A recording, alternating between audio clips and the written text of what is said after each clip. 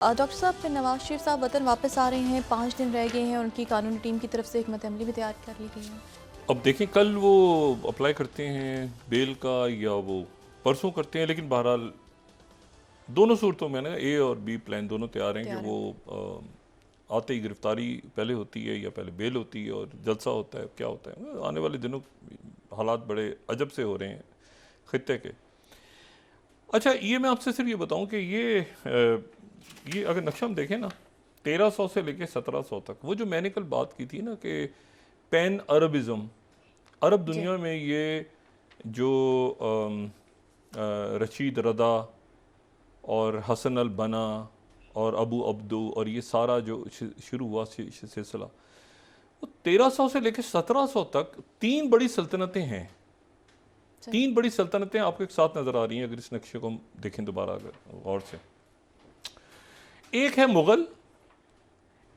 मुगल, ये जो पूरी बरे सगीर में है। एक है सफ़वी जो कि ईरान या फारस में है। सही। और एक है सल्तनत उस्मानिया। सही।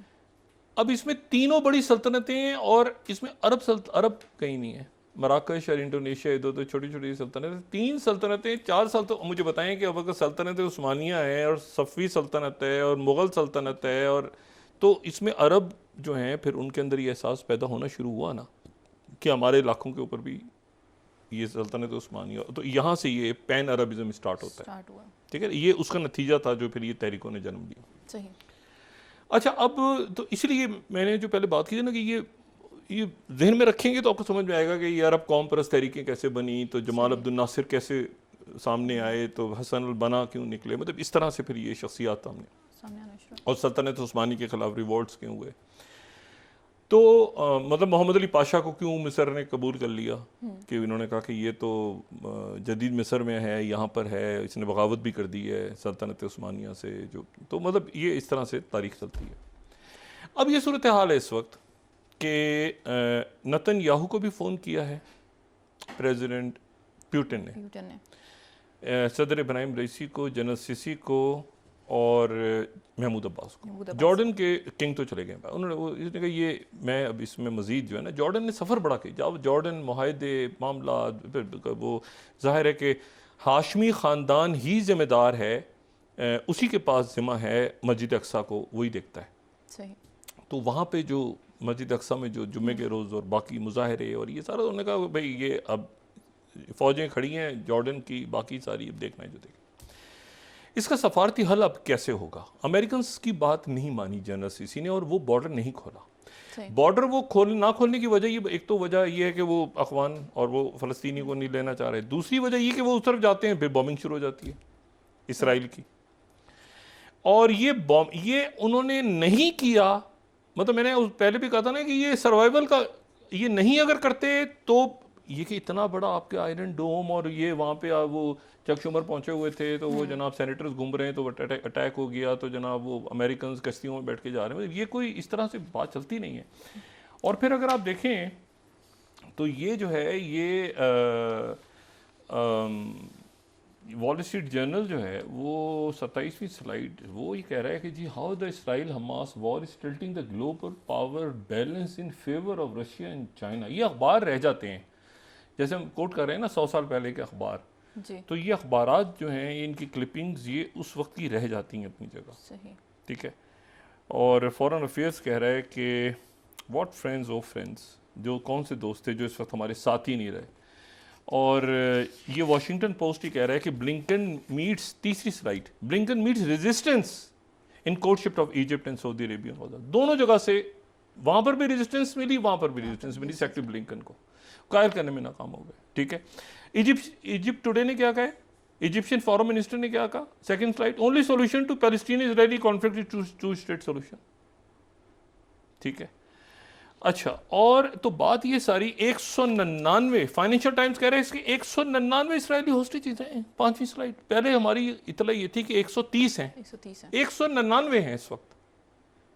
इसमें वो 500 या 600 अलग हैं जो कि अमेरिकन सिटीजन। तो बात ये है कि ये पानी भी उधर नहीं है, उधर बिजली भी बंद हो रही है। ये फाइट, अब इसको दिन भी बहुत 7 तारीख थी, कल 17-10 दिन गुजर गए। नेतन्याहू गवर्नमेंट पे प्रेशर है, आपने कौमी हुकूमत भी बना ली, वॉर।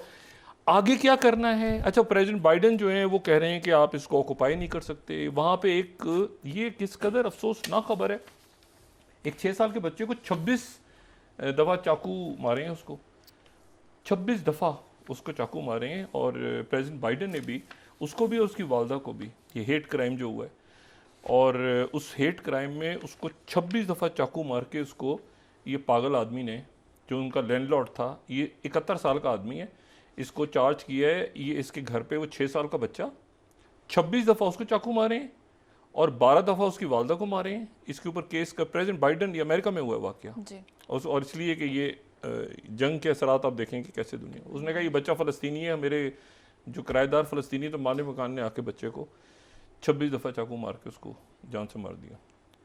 तो बात ये है कि इसको ये बहुत ज़्यादा मसला हो गया। बच्चे औरतें सफ़र कर रहे हैं वहाँ पे, लिबनान का फ्रंट खुल गया है। वो मैंने उस दिन भी बात की थी कि ये जो बात उन्होंने की ना कि हमारी उंगलियां ट्रिगर्स पे हैं, तो ट्रिगर्स सिर्फ वो ट्रिगर्स नहीं है, वो ट्रिगर्स जो हैं वो भी हैं जो कि ब्लो करते हैं अपने आप। तो वो ट्रिगर्स पे हैं और हम तैयार बैठे हैं। और हिजबुल्लाह जो है वो हमास से बहुत ज़्यादा, अब इसको ख़त्म कैसे करना है इस इशू को, ये एक सवाल है। इसमें मुआहिदा कैसे होगा? यूरोप का कोई मुल्क आएगा बीच में? यूक्रेन की जंगबंदी हो नहीं सकी, चाइना दरमियान में आके 2 स्टेट सोल्यूशन की बात कर चुका है। चाइना की बिहाफ पे ही तो, अच्छा एक शख्सियत रह गई, उनसे भी प्रेसिडेंट पुतिन ने बात की है, बशारुल असद से, बशारुल असद से भी बात की है, और लेबनान की लीडरशिप से भी बात की, जो प्राइम मिनिस्टर हैं, उनसे भी बात की है प्रेसिडेंट पुतिन ने। तो प्रेसिडेंट पुतिन चाइना में हैं, और अब इसके बाद ये बेल्ट एंड रोड फोरम शुरू होगा। इसी दौरान ये क्या नेतन्याहू जो हैं वो इस वक्त, जबकि सेक्रेटरी ब्लिंकन भी हैं, मैसेज क्या जाएगा दुनिया को? सेक्रेटरी ब्लिंकन थे तो ये जंग छिड़ गई, तो नहीं, ये तो मैसेज, वो तो सफारतकार हैं। तो अब वो भी आगे नहीं बढ़ रहे, रॉकेट उधर फायर हो रहे हैं, वो जवाब में रॉकेट इधर फेंक रहे हैं, इधर से अमेरिकन निकल रहे हैं, उधर से प्रेसिडेंट बाइडेन को नेतन्याहू कह रहे हैं कि आप हमारे मुल्क का दौरा करें, वो कोलोराडो का दौरा। इस वक्त प्रेसिडेंट बाइडेन को नहीं आना चाहिए। तो वो एक अजीब सा क्यास है। तो मेरा ख्याल है कि ये अगले 24-48 घंटों में देखें, ये मुझे था कि ये इजिप्ट नहीं मानेगा इस पे, और वही हुआ कि इजिप्ट ने सेक्रेटरी ब्लिंकन की बात नहीं मानी। जब तक हिस्ट्री नहीं समझ में, हिस्ट्री को नहीं समझेंगे तो ये बात नहीं समझ में आएगी कि उन्होंने बॉर्डर क्यों नहीं खोला, अरफा की क्रॉसिंग क्यों नहीं इजिप्ट खोला। एक आग फैल रही है, और वो आग जो है वो मशरिक़ वस्ता से बाहर निकल गई है अब।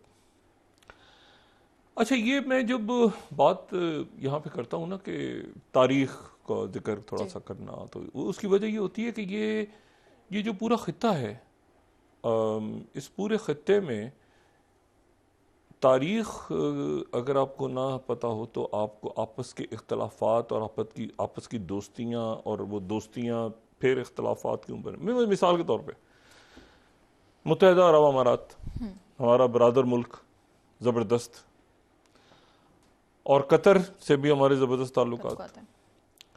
लेकिन क्या जब बात कि जब अंग्रेज़ आ रहा था 1966 में, तो पूरी तकरीबन बात तय हो गई थी कि कतर और बहरीन दोनों मुत्तहिदा अरब अमारात का हिस्सा होंगे।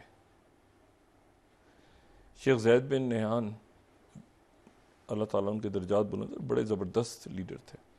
तो ये कबाइल के जो सरदार थे, मुख्तलिफ कबाइल के सरदार, उन सब से वो बात कर रहे थे, और थोड़ा सा आखिर में बस वो एक आध जजीरे के ऊपर इख्तलाफ हुआ।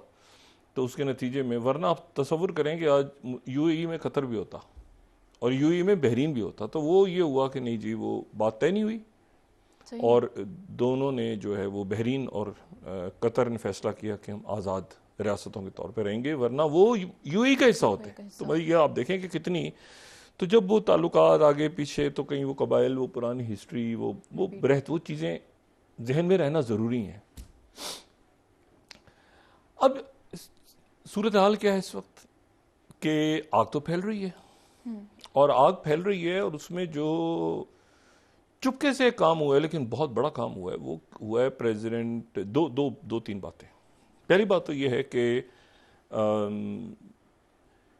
सेक्रेटरी ब्लिंकन जो हैं वो सऊदी अरेबिया के बाद वो इजिप्ट गए, इजिप्ट में भी बात नहीं बनी, इजिप्ट में। उनके नहीं, उनके जो मुज़ाकरात थे, यानी आप तसव्वुर करें कि मिस्र जो कि शायद सबसे पुराना इत्तेहादी जमाल नासिर के बाद अमेरिका का इस खित्ते में, तो उसने भी सेक्रेटरी ब्लिंकन की बात नहीं मानी। और तमाम रोज़ ये बात होती रही कि जी वो रफ़ा की क्रॉसिंग खोल देंगे और कुछ देर के लिए खोल दी जाएगी और उसमें से ये होगा वो होगा, कुछ भी नहीं हुआ। वो रफ़ा की जो क्रॉसिंग में कह रहा था कि उसको खोलना आसान नहीं है, मैंने कल भी बात की। जी। सेक्रेटरी ब्लिंकन जो है वो सुबह फिर वापस तल अवीव पहुंच गए। अच्छा, अब वो तल अवीव पहुंचे तो तल अवीव से वो यरूशलेम, लेकिन आगे वो ओमान जाके क्या करें, क्योंकि जो शाह अब्दुल्ला हैं जॉर्डन के, वो यूरोप चले गए सही। और यूरोप में जाके उनकी बरतानवी वजीर आजम से मुलाकात हुई जी। तो मतलब वो कहते हैं ना, नॉट अवेलेबल, ठीक है। अच्छा, एक और वाकया ये हुआ है कि जी ये जो शहादतें हैं वो तो ख़त्म नहीं हो रही, गज़ा पे बमबारी जारी है और लेबनान का फ्रंट जो है वो गर्म हो रहा है। 3000 के लगभग जो है शहादतें हो गई गज़ा में। और कुछ देर पहले, अच्छा ये तो मुज़ाकरात हो गए ना नाकाम,